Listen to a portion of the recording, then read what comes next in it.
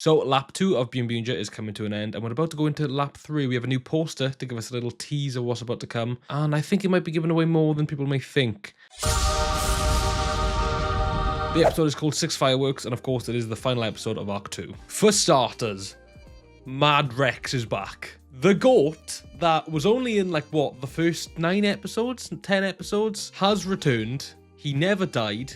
He just got sent back to whatever alien planet that he and also seemingly Cannonborg is either from, or base is set up on, I don't know, but he's back. We don't really see him in, like, present day, other than a flashback. He just kind of talked to Cannonborg down the line, but we'll get to that. But he's still alive, and will likely make a return in Arc 3. Now, here's the thing. The ISA have detected something coming into Earth, and it is, in fact, a plan of Cannonborg's called, are you ready for this? Jackie Hoi Hoi. The only reason we know this is because of Psychotor, because obviously he kind of worked for Cannonborg for a little bit and he's been off in space. He knew what Jackie Hoi Hoi was. And basically it's a massive satellite that looks exactly like the little controller that Cannonborg has, and it's just designed to extract gasoline via the mass. Now, this was a last case scenario. This was the sort of the big guns. Why it wasn't used beforehand in terms of the in-universe continuity, I don't know, but that thing is now coming to Earth, and realistically there's nothing stopping it. And so a manhunt for Cannonborg begins. They're running around giving out flyers asking if anybody's seen Cannonborg. They need to find him before the satellite comes to Earth and extracts all the gasoline from everyone, and it's game over. But the Boonboomgers get a call from the leader of the ISA, and he knows where Cannonborg is. So Psychotor goes and he confronts him, and then all the Rangers show up afterwards. They find Cannonborg. For the first time, they're facing off one-on-one with him. Shit's getting tense. The Rangers are standing in front of him.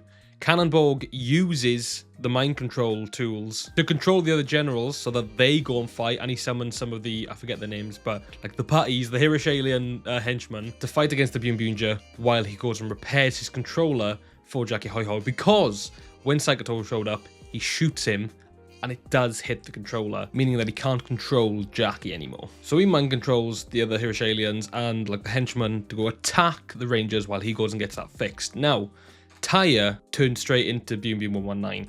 Now, I've been complaining on this channel for a couple of weeks now because I love 119. I think it's an incredible power-up. I think it looks really sick. And the first 2 episodes he used it, where the stakes are high and there are physical lives to be saved, I think it's incredible.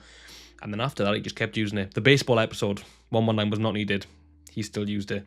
And I think this is what my problem is mainly. It stops becoming a cool power-up when it gets used all the time. And I would have said the same about this episode, but there's 2 reasons why I kind of like it in this episode. One, it's the first time they're facing off against Cannonborg. The first time that the full team is ready to fight. And even though he's done a runner, that was still the stakes. And also he morphs straight from his civilian form into 119 rather than doing the middle ground of morphing into Boon Red first, which is what usually happens. And I think that was enough for me to kind of go, okay, you understand the stakes. You understand you're going to need 119 for this. Sick. You've morphed into that straight away. And I love that. And he was part of the roll call as well. They did a specific roll call where they all shout out their colours, but he was specifically 119 in that roll call. It just made it that extra little bit special. And it did bring back a little bit for me that sort of like, okay, this maybe power-up isn't actually that special because he keeps using it for no reason. Okay, now he's used it, and he's not taking any bullshit. He's morphed straight into it, and it's kind of saved you just a little bit for me. I still hope that we start seeing these power-ups only when they're really needed, because that's what'll make them more special. But that was quite cool. So yeah, the Rangers are fighting the henchmen and the other Hirishalians, and Cannonborg is going off to repair his controller for Jackie, which, why is it called Jackie? I've not referenced it properly. It's called Jackie. When I hear that, I don't think Jackie Chan. I think like a mother somewhere, like Cannonborg's mother's just gonna come down and say hi. And then in a plot twist, or maybe not so much a plot twist, but in a little turn, Cannonborg tries to recruit Psychotor. Psychotor runs after him with all the weapons from the other Boonboomgers. He has the Zoom Zoom Blaster, and he has the Black and Orange Rangers axe and the regular like sword that the main team have. He tries to recruit him, and he's like, join me and we will be unstoppable. And before Cannonborg's even finished his sentence, Psychotor's like, no, I'm not doing it. And he just, in one like swoop, just kills all of the henchmen that are around him.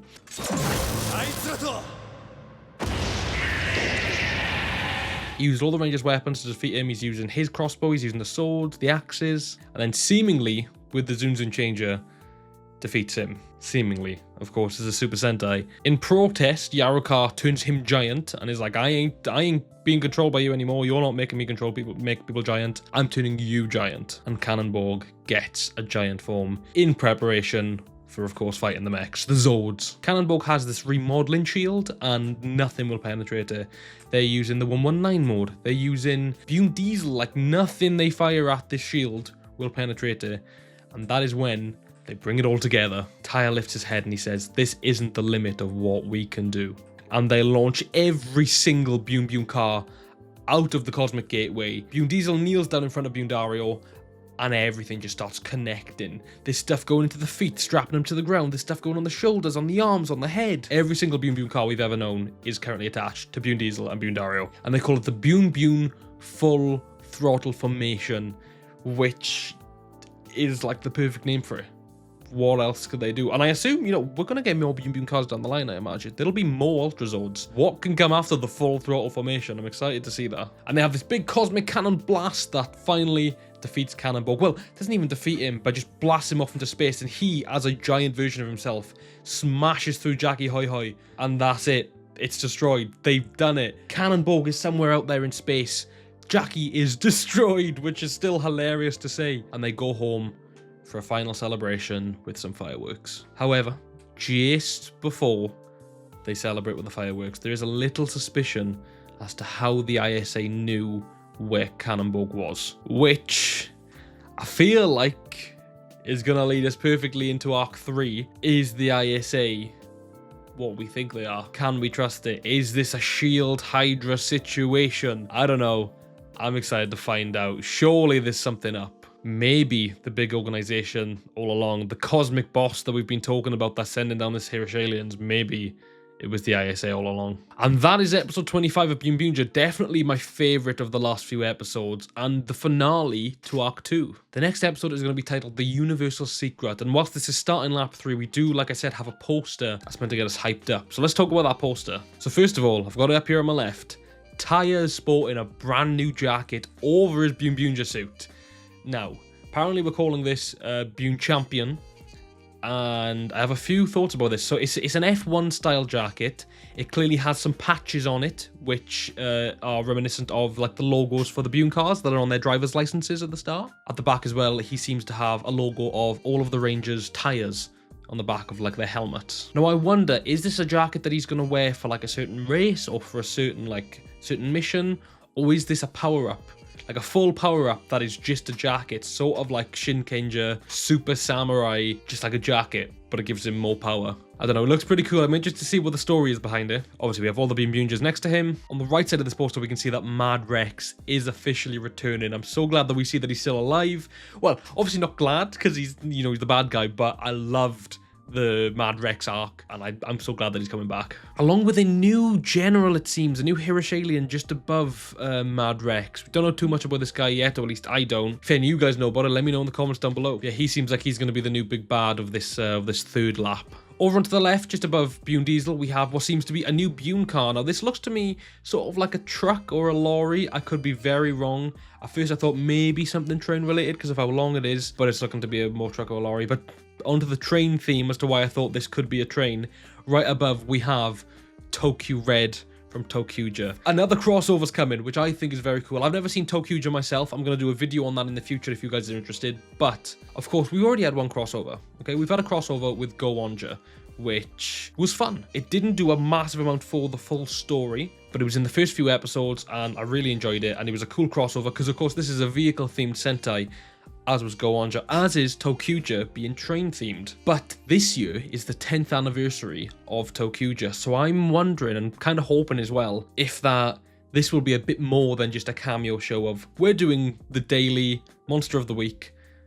TOEIs have shown up, they're going to help us, they're going to give us some advice, and they're going to leave. I kind of hope, given it being their 10th anniversary, that this is going to have some bigger effect on the story. It doesn't have to be huge, you know, it can still be a one-episode deal. Of course, I'd love for it to be a multi-part episode with them, that'd be incredible, but we'll see how it goes. But I really hope for the 10th anniversary, this means that we're getting something bigger. And also leads me to believe, what other teams are we going to get? There are multiple other vehicle-themed Sentais. And then, for me, the kind of the most exciting part of this poster that I'm looking forward to is Genba, center of poster, in the back, separated from the team, looking all ominous. I love Genba. This concerns me. There's a few things that could happen. So we've seen in the preview for the next episode, the Universal Secret, he clearly knows whoever this new general is. I don't know if there's some sort of vendetta there. He looked pissed when he saw him, and we also know that Taya had to like rope him back into being a Boonboomger. He was like just a delivery guy for Taya, and he wanted no part in being a Boonboomger, and there's clearly some sort of history with that. We don't know too much about Genba's backstory, and I wonder this Hiroshalian is the reason why he sort of retired and is now getting back into the mix of everything, and he's gonna have to go back to his past, basically, to whatever this Hiroshalian is, whatever he did to him, whatever history they have. Could we be about to see Genba's lone wolf arc, or potentially even villain arc? I don't know, it worked in Cosmic Furious, worked in other shows. Either way, I feel like this is about to be an arc for Genba. He clearly knows this Hiroshalian. Where is this going? I don't know. I'm excited. I'm gonna have to get some more lollipops for this because this is ridiculous. But that's about all there is to say about this poster. What do you guys think? What do you think of episode 25? What do you think is coming for Boonboomger? Let me know down below. I'd be curious to see if we're getting any new Rangers down the line. We've got 6 already. I know in recent years we've been getting maybe a 7th. It'd be cool to see what happens with Genba. If he's about to leave the team, if he's about to become a villain, maybe we get a new Ranger in to fill his place. I don't know. Thank you for watching this video. If you've made it this far, let me know down in the comments. This is clearly a very different version of the Boonboomger videos. I've been doing reactions for the last 24 episodes, and I thought it's time to change things up. So instead of reacting, I'm going to just be watching the episodes and then doing just a video about it afterwards and my thoughts, because I think not only is it a better format, but I had so much to say about this episode, and I have a feeling I'll have a lot to say about the coming episodes. Thank you for watching. If you enjoyed, do subscribe. I do these episodes more or less every week. Now that I'm doing it in this format, it might not be every week, but I'll definitely be covering every episode. We just released a Spider-Man fan film called Spider-Man Vendetta, unrelated I know, but if you're watching this video, you might be interested, so I'll leave that linked in the description below. Thank you so much for watching, and as always, I'll see you very soon.